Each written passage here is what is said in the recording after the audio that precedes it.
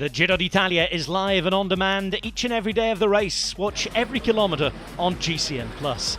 Stage 6 of the race took the peloton to Naples, a city celebrating after its football team did the almost unthinkable and won the Italian Championship for the first time in 33 years. Kaden Groves had won his first Giro d'Italia stage. Jay Vine had lost a little bit of time.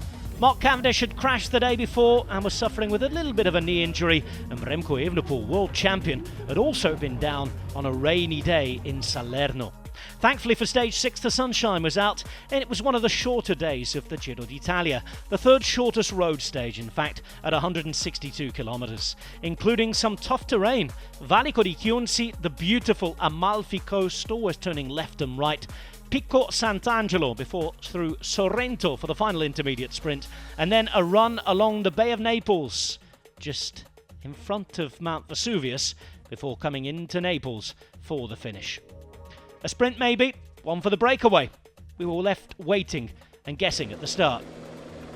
The start was an aggressive one. Jaco Alula keen to get out there. Alessandro De Marchi, one of the more active riders. He'd soon be joined by 4 other riders, and we'd have a break of 5 going up the road. Gavazzi, Quarterman, Clark and Delettre joining him.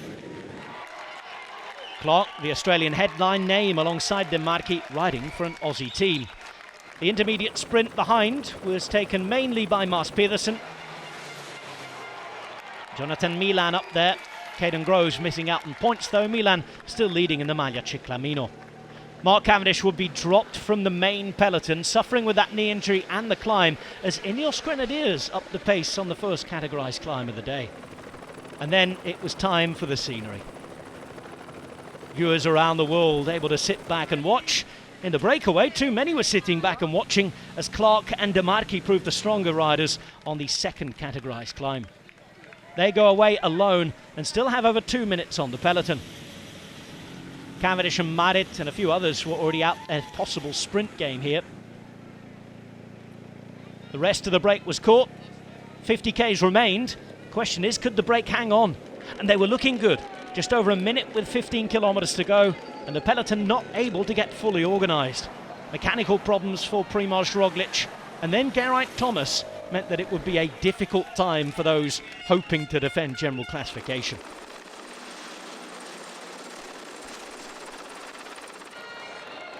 Both would be eventually helped back on.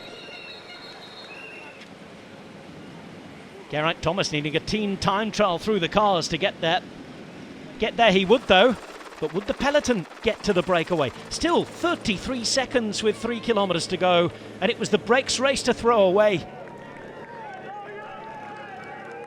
Clark looking for a first ever Giro d'Italia stage and wanting to complete the Grand Tour set.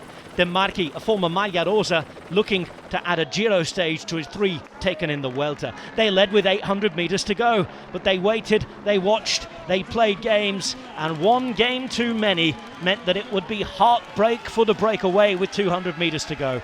Fernando Gaviria launching the sprint. Coming around him would be Mads Pedersen. Milan trying to do the same, but it would be Pedersen holding it to the line. Mads Pedersen finally winning the stage, completing the Peder Slam, a Grand Slam of stages in all 3 Grand Tours. A first Danish stage win at the Giro d'Italia for 11 seasons, from Lars Bak to Mads Pedersen, and with Jonathan Milan coming in and picking up second place, he would keep the Maglia Ciclamino. A good third place for Pascal Ackermann, who's looking strong. Kaden Groves with 4th. All the victory going to Trek Segafredo, the team that had taken so much control of this race. But the depths of disappointment for Simon Clark, the 36-year-old from Melbourne. Mads Pedersen beating Milan, Ackermann, Groves and Gaviria to the win. More celebrations for Andreas Leknesund. He keeps the Scandinavian theme going by equaling Knut Knudsen's 3 days in the Maglia Rosa. A big day coming up for him on stage 7, leading by 28 seconds from Remco Evenepoel and 30 from Aurélien Paré-Peintre in a top 10, still separated by 1:39. So to stage 7.